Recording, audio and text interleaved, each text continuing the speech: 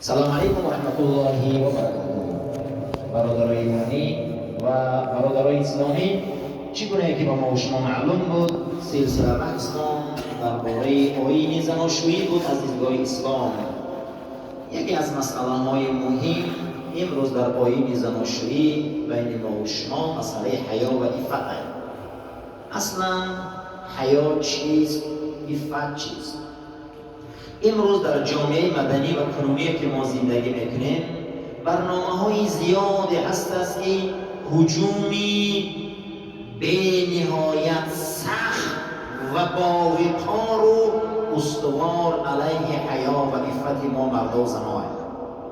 در تمام جامعه بشری امروز هجوم به نهایت زیاد نسبت حیا، هجوم به نهایت نسبت عفت، حتی با هنرها. هنر خیلی کرده زنه میکنن.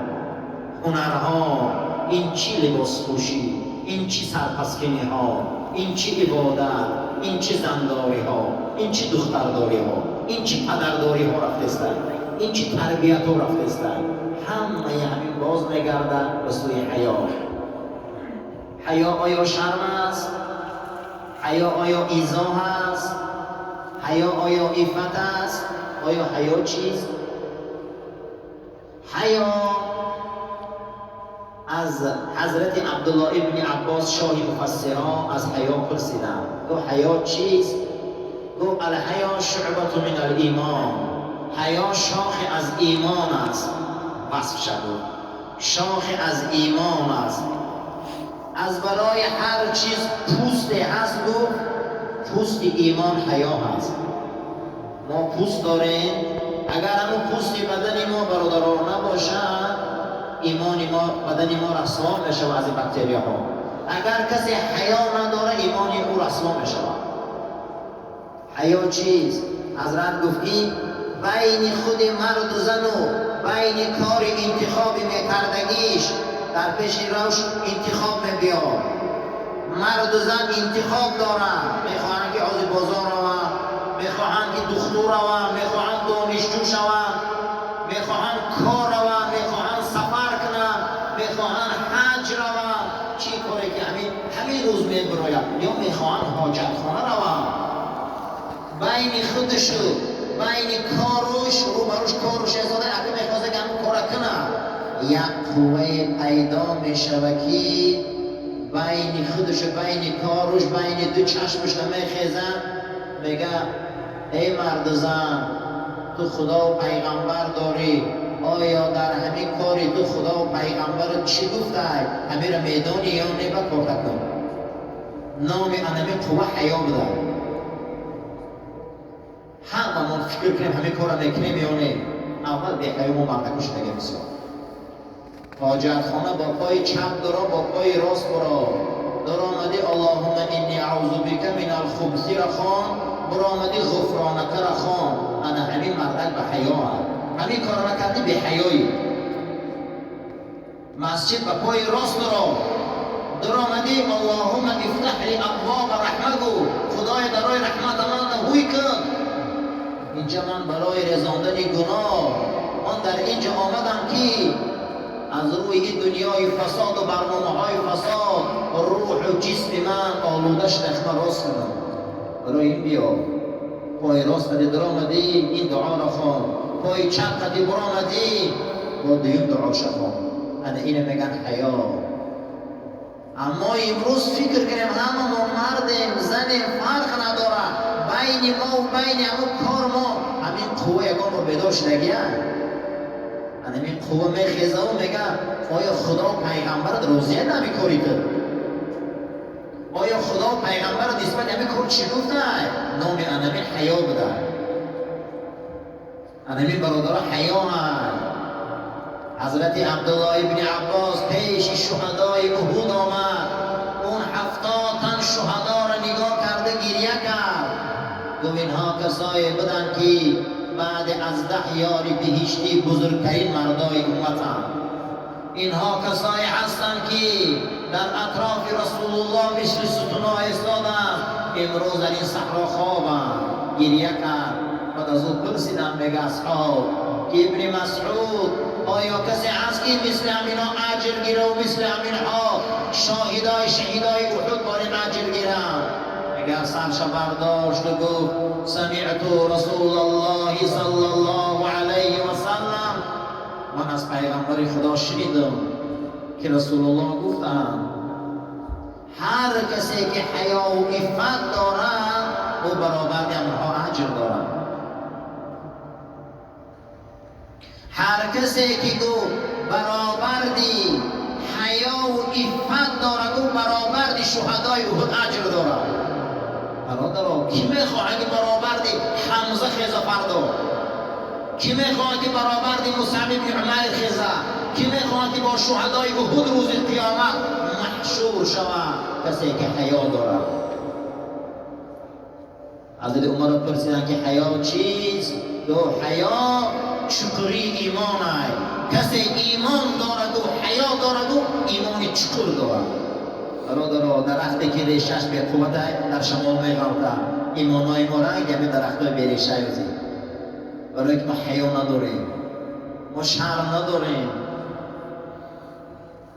حضرت عبدالله ابن عمر پرسیدن وقتی پیر شد 80 بالا عمر دید، اگه نشسته بود باران، بعد از او گفتن که حضرت بچه‌اش پرسیدن که بابا آقا جان آخه یک عمر فقط کندی سینه نگاه کردی، یک بار سر تا بردار چشمات کور شده تو دیگه هیچ کار نمیبینی، چی اینقدر با آدم را نگاه نمیکنی؟ و میگه چشم بردار خندید گفت فرزندانو من در یوشیمم یگان به حیا رو ندیدم، من در یوشیمم حرام ندیدم. شما گمان نکنید که چشمای من کور شده که نه، من چشمام بنیادم رو دیده نیستم. از امام ابو حنیفه میگفته که من در علم حتی کسی بحث نمیکنم، برای علم مالی همه میتونه عالم شود، لیکن در دو کار بحث میکنم. گفته من ابدا غیبت نکردم، ابدا غیبت گوش نکردم. انا این حیا میگم.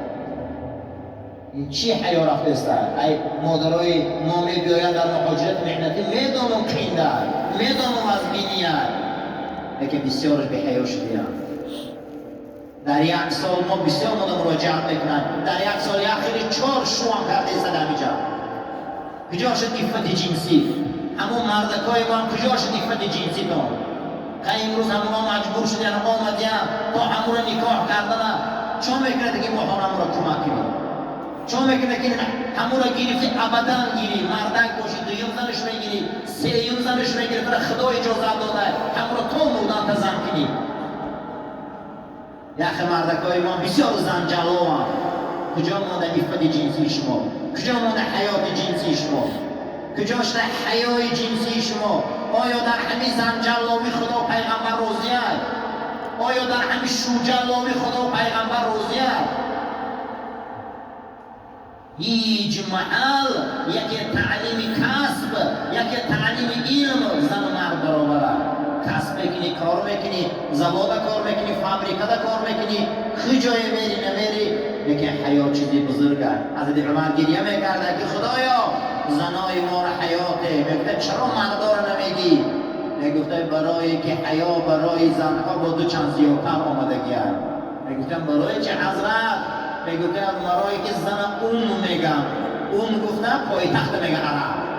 خدا مکه را القرا میگه ای مکه تو پایتخت تمام سرزمین دنیایی.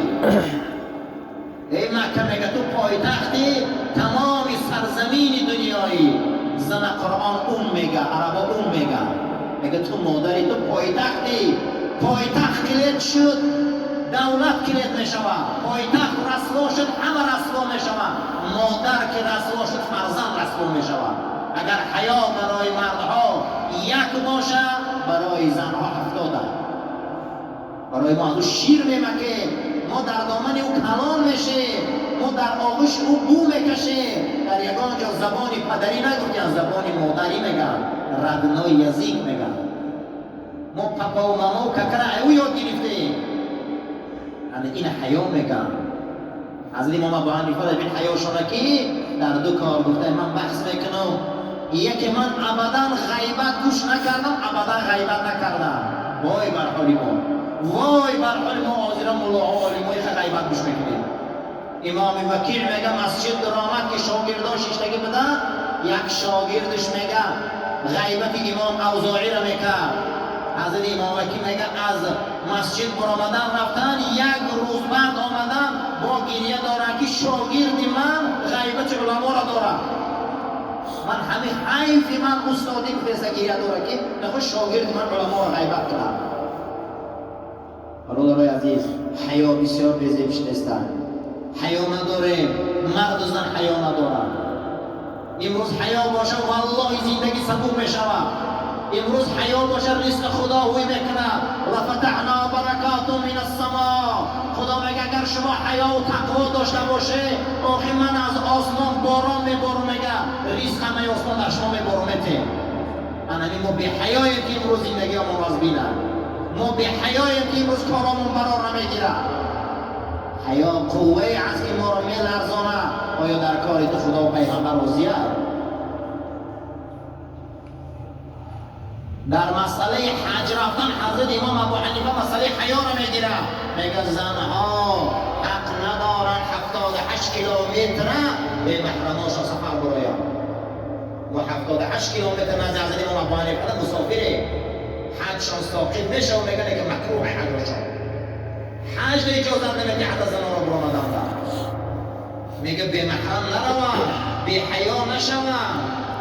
اگر ما حیا پیشه کنیم، حضرت رابعه بس کبتی را روایت میکنن که پیش کعبه آمد این ولی خدا، ما از زنها اولیا داریم. از رابعه میگه نگاه کرد که زن و مرد آمیخته، میگه از دور گریه کرد و پروردگارا من حیا دور میزم که جو را اون خونه را زیارت کنم، با وجود این قدر مرد نامحرم بدنی من میرسه. میگه در همه حالت میگه گریه میکرد که ناگهان امیر همون نور میگه آمد که پیش عربیش تمامی گرد کعبه را تازه کردن. ناگهان نظر کرد رابعه میگه که تمامی راه ها هویه، میگه راست کعبه را کدی حجر الاسود زیارت کرد.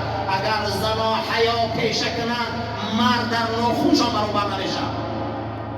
ما حج رفتیم و زنگین در اوجه و اون در بغل انسان زنها را در آمدن شبین، وای بر حال همون زنها قدیسایی باشم. مکروی به حرام نزدیکایی که در اون اطرافی کعبه گرد خورده نمیتانی، تمامی زن در دنی بغل بدرویم. در فتواها میگه که اگر زنها پیش دادن نتونن دور روان، حجر الاسود زیارت کردن نتونن روبروش دور ایستن، میگه دعا کنن چه میخوام قبول است. این چی روز آمد در همون عبادتی کعبه ما کرده گرم به حیایی رفته سازیم. الله جل و علا شأنه روز لگه تده که